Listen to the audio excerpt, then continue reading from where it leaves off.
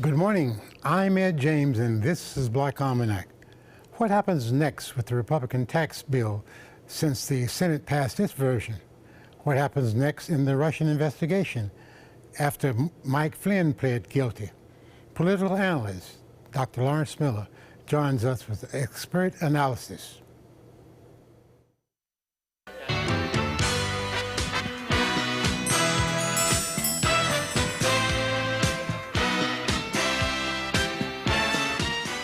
Dr. Miller, you know, just between your last visit and now, so much is going on. Oh, yeah. Yeah. So we got a lot to talk about. Yes, we do. Let's start with this past week and changing the Israeli, making Jerusalem the official capital of Israel. Yes, the president made the announcement claiming that it was in the best interest of the United States and the peace process. While all around the globe, different leaders have told him that this is a mistake, a serious mistake that will have serious consequences, not only for the peace process, but for America as a general, in general, as it relates to our relationship with the Arab world. All of the different Arab nations told him in that region not to do it. Well, he doesn't listen to anybody, but his son-in-law, who he says has Jared Kushner, who's got a peace plan now.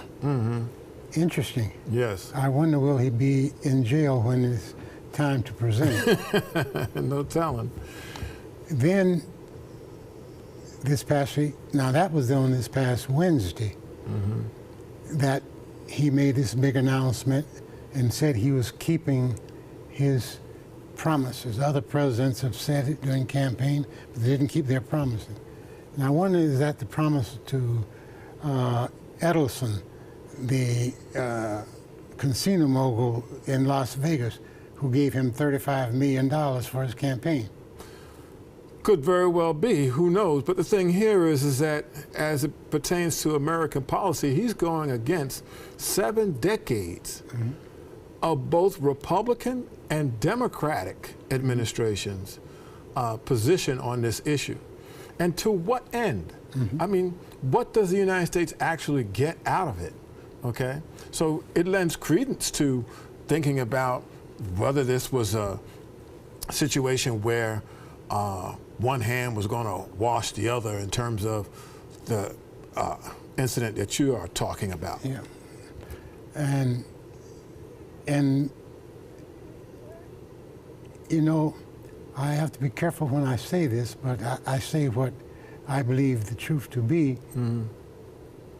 He is sucking up to the Jewish community, even though his Breitbart folks and everybody else is doing everything they can to destroy the Jewish community.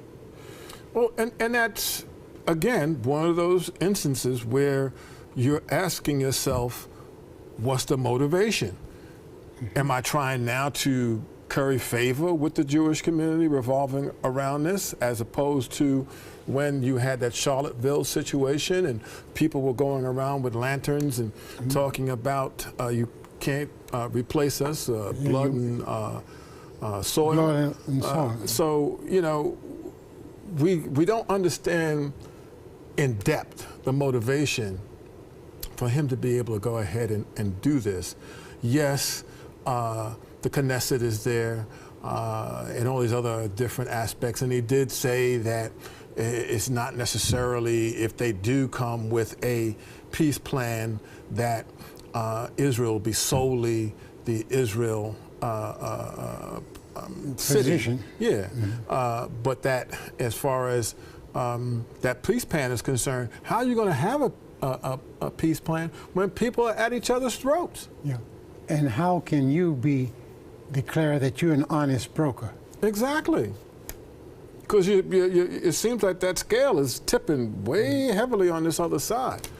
Also, this past week, Senator Lindsey Graham said that Americans, families, should get out of South Korea. Mm-hmm. You know, the war drums are beating again. Yes.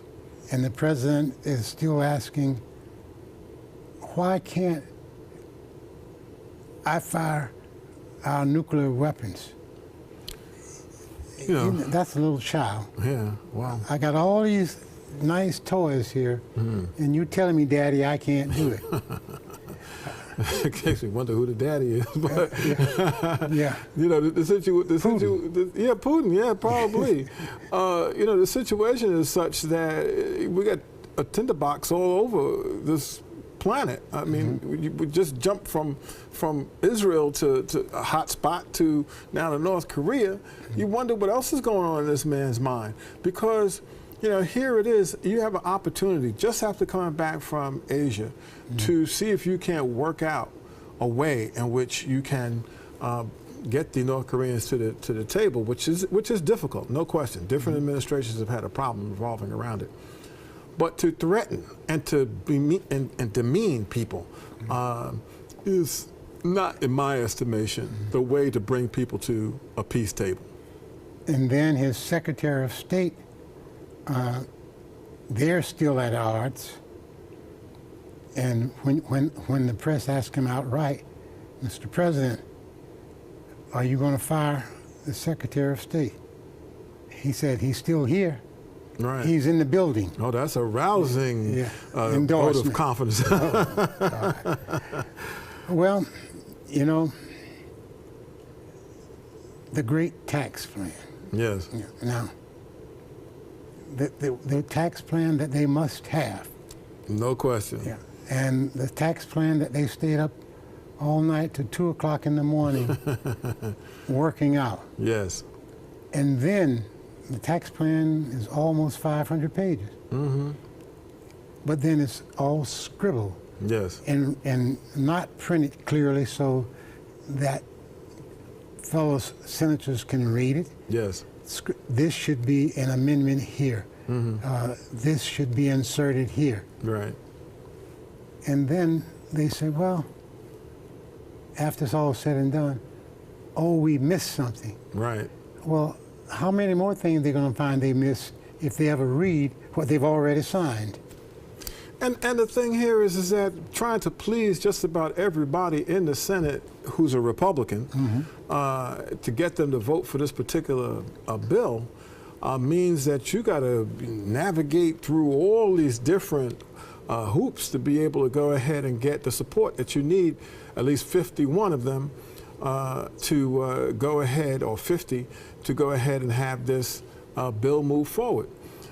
It's a shame because the different things that are in this bill, when they criticized the Obama administration for the Affordable Care Act and said it was this high and what have you, in terms of all the paper that was involved in it, at least it was coherent. You know, at least it was consistent with what the president at that time wanted to accomplish with health care. But this one, even a nonpartisan organization has said that it will go ahead and increase taxes for working people and middle-class people, that this will throw 13 million people off of health care insurance over the 10 years, that this will add over $1 trillion to the deficit, to people who have time and time again hounded the past president revolving around the deficit. This president, before when he was running, was talking about how high the deficit is. Now he's willing to sign a piece of legislation that will add over $1 trillion to the deficit of the United States. But, and on the other hand, the Republican Party has always said it was against taxes, and they were going to balance the budget if the Democrats allowed them, and they just shot the budget all to hell. Oh, for sure. And talked about, you don't even hear them talking about a balanced budget amendment anymore, right? And to have this be a situation where people are going to have to, because you got to pay the piper at some point, right? There was an article that spoke to Senator Rubio making a statement revolving around cuts in Social Security and in Medicare. How are you going to pay for this? Because entitlements are a big part of the budget.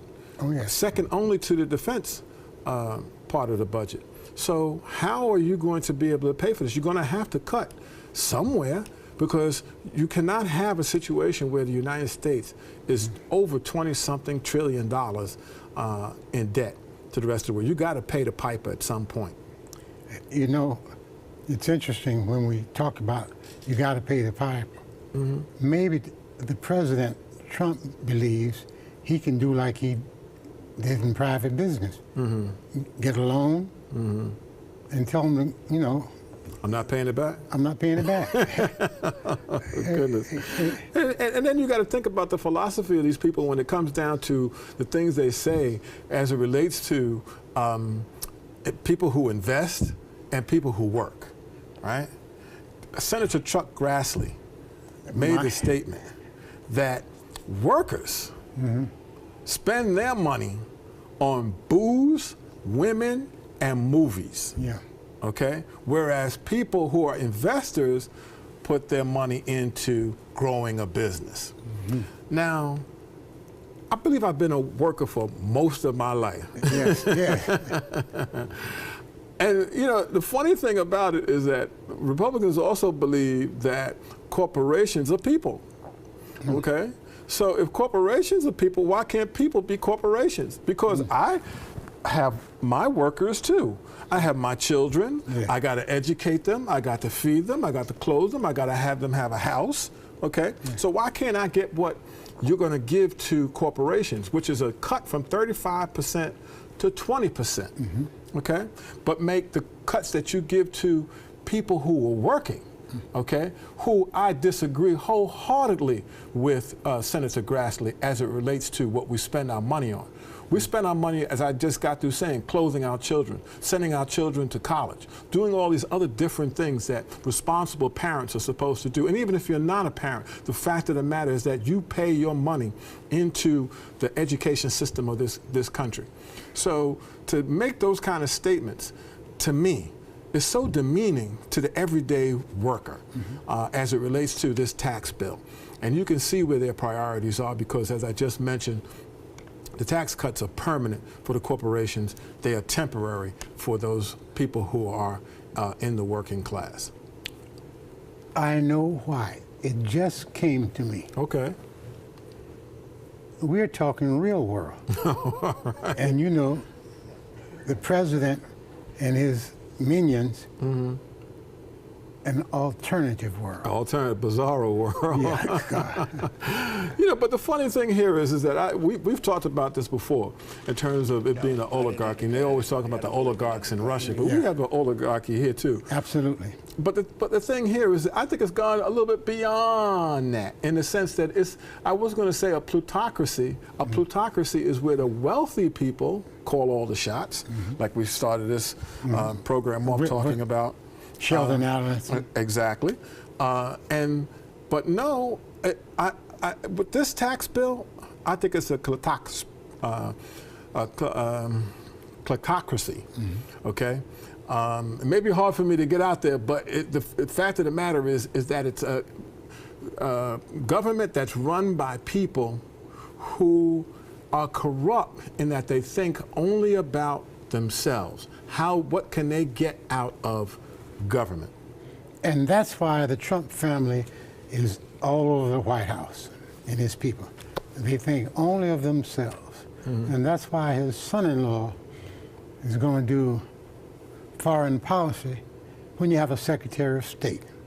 Yes. And that's why his daughter is going to talk about women and how they should be treated when she doesn't talk about her dad. Exactly.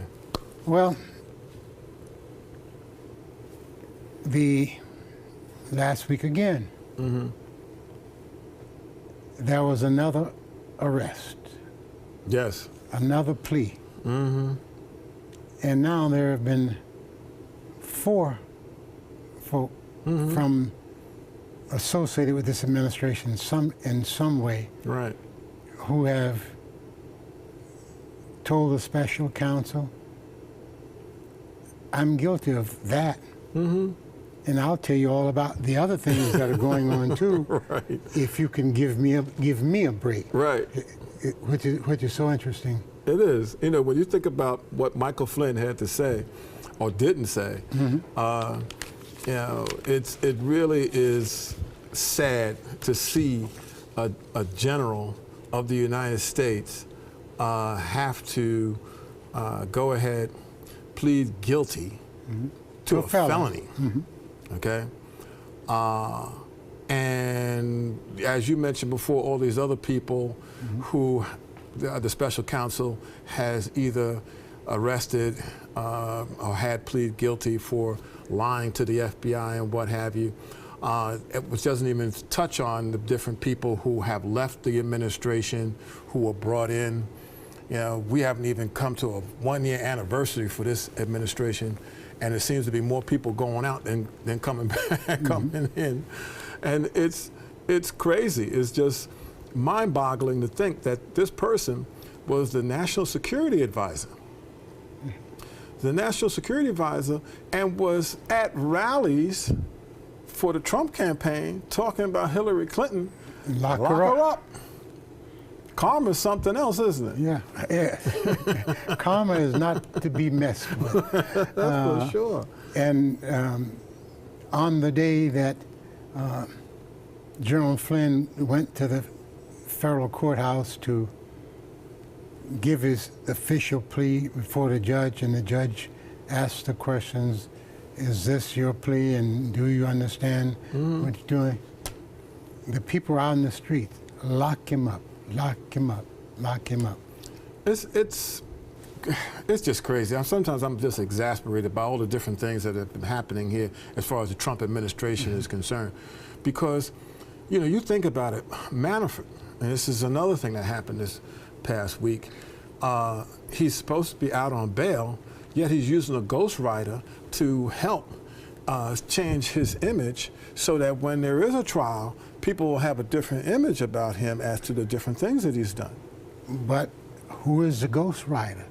A Russian connected through the Russian intelligence service. Exactly. According to the special prosecutor, he wants to revoke that probate? Yes, definitely. He wants to get that a bail. He wants to have him not under house arrest, but to have a monitor, a GPS monitor, put on his leg so that they know where he is and what he's up to. It's just that in terms of the Trump administration, there are so many things that have come back, really revolving around Russia, to the point that he says there's no collusion. But anybody who is an outside observer of all this, who doesn't have a dog in the hunt, okay, just in terms of being objective, would have to say there's a lot of smoke coming out of this building at 1600 Pennsylvania Avenue. You know, something else that we cannot do this program today without mentioning, Deutsche Bank. Now, who controls that? Well, that is a German bank. But there are a couple of Russian banks, and Putin controls all of the Russian banks, who the presidents are, Right. and who will do what. And they're part of the money laundering. Oh yes, definitely. The thing here is that, let's take a step back too. Deutsche Bank was one of the few banks that was able to get money from the Federal Reserve. Yeah. Okay, when you had the bailout. Yes. All right. People may not know about that, but there were banks that went to the Federal Reserve, not get the bailout money that you saw in Congress, but the bailout money that came from the Federal Reserve, which they didn't pay very much interest for in terms of that money.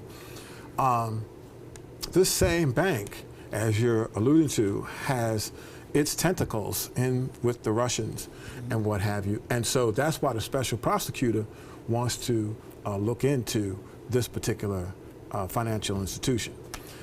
And as I said, it, again and again and again, smoke, I mean billowing out of this 1600 Pennsylvania Avenue is just mind-boggling.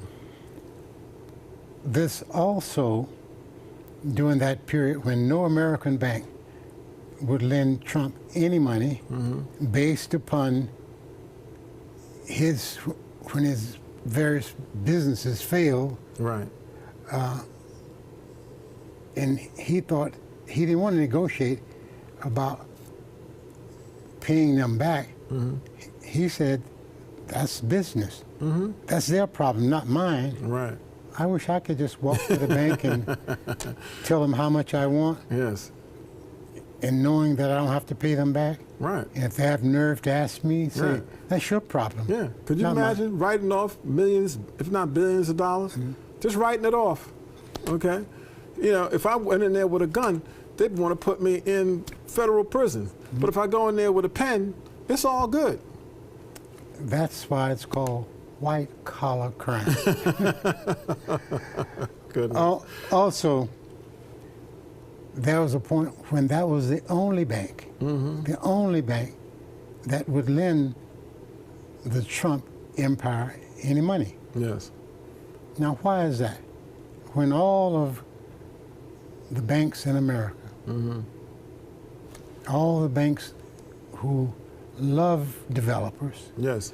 who want to do business with developers because they can make money, Exactly. would not lend Trump any money. And he had to go to this foreign bank. The foreign bank. And now we find out that that particular foreign bank, although it was German, it's in bed with the Russian banks. And they are sending money back and forth. Exactly. Exactly. No question about it. And you're absolutely right. Banks do look into different places where they can invest money as far as development is concerned. And why did they cut off Trump? Well, you've explained that. But think about this too, something else that has happened here recently. In Atlanta, they talked about development, and part of the issue revolving around the north and south of Atlanta. Just recently, they had a mayoral election. An African-American woman, Keisha Bottoms, went against an independent called Norwood, white woman, who some say is a Republican, undercover. It's a razor-thin victory, but more than what Kasim Reed, who's the present mayor, got in the last election against the same opponent, okay? But the issue there deals with development, downtown development as opposed to development in the different neighborhoods of Atlanta. And that was a razor-thin victory, as I mentioned before. And so people, when they talk about not getting out to vote, My vote doesn't matter. my vote doesn't matter. You know, I don't have time to go ahead and vote. When you have a situation like that, that makes such a difference, like Trump would say to people, what do you have to lose? Now you know what you have to lose. Absolutely. You got to get out there and vote. You got to get registered. You know, the thing here is that it was only 17% of the people who voted in the city of Atlanta. Now we know that's a very low number when you start talking about impact upon your life. And the more you get down in government, from president to county commissioner and city commissioner and what have you, the more impact they have in your everyday life. So to not to get out and vote is ridiculous in terms of how it's going to affect your life and your children. And that race was decided by less than 800 votes. Less than 800 votes. I mean, that's think about that. That's not even in, let's say, an apartment building maybe in downtown Sarasota. Okay? So when people say that, I really get, you know, emotional about it, because a lot of people have put their lives on the line for you to be able to go ahead and vote. And I'm not just talking about soldiers. I'm talking about, the freedom marches, the freedom riders, and the people like Dr. King and Rosa Parks and all these other different people who are activists who get out there in the community so that you can have a better quality of life. And then you sit at home and you don't go ahead and vote. That's the least of what you can do in terms of your civic responsibility. So I encourage people, get out there and vote, because even if you don't win, the fact that you get out there and vote makes people recognize that they have to address your issues. Because if they don't, at some point, you might be the one that gets them out of office. Yeah.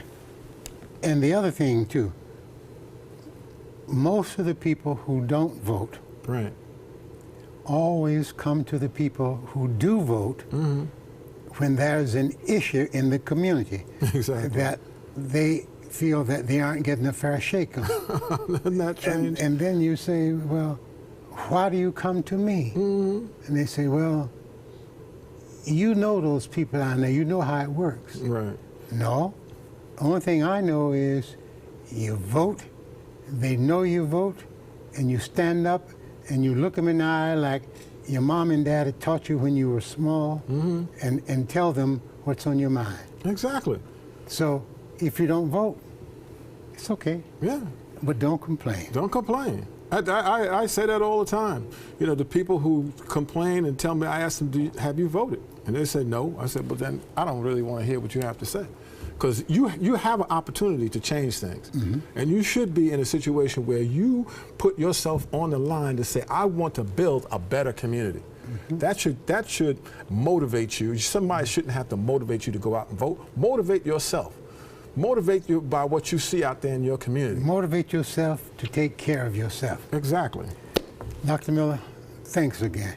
The Friends of the North Sarasota Public Library and the African American Cultural Resource Center presents its 9th annual Kwanzaa celebration on Thursday, December 14th, 2017 at the library from 5 to 7 p.m. Kwanzaa is a celebration of family, community, and culture founded by Dr. Malana Karenga. Its purpose was to bring together family and community while teaching and celebrating the African values important to African American life. The name Kwanzaa comes from the Swahili phrase Matunda ye Kwanzaa, which means first fruits. The Kwanzaa celebration at the library will include the lighting of the candles representing Nagusa Saba, of values of African culture, which contribute to family and community building. The history and symbols of Kwanzaa will be explained, and there will be drumming, musical performances by young. Attention, Americans eligible for Medicare. Are you getting all the benefits you're entitled to? Did you know there may be money available to lower your medical prescription costs? Call Health Markets and we'll tell you if you qualify. Hi, I'm Dr. Martin Jeetsi. It's a new Medicare year. That means more changes and more confusion. The key question is, what can you do now to ensure you get the care you need in the coming year? Call Health Markets today. You may qualify to save money on prescriptions. We'll help you find plans that may cost less, cover more, and could even lower your prescription costs to increase your savings.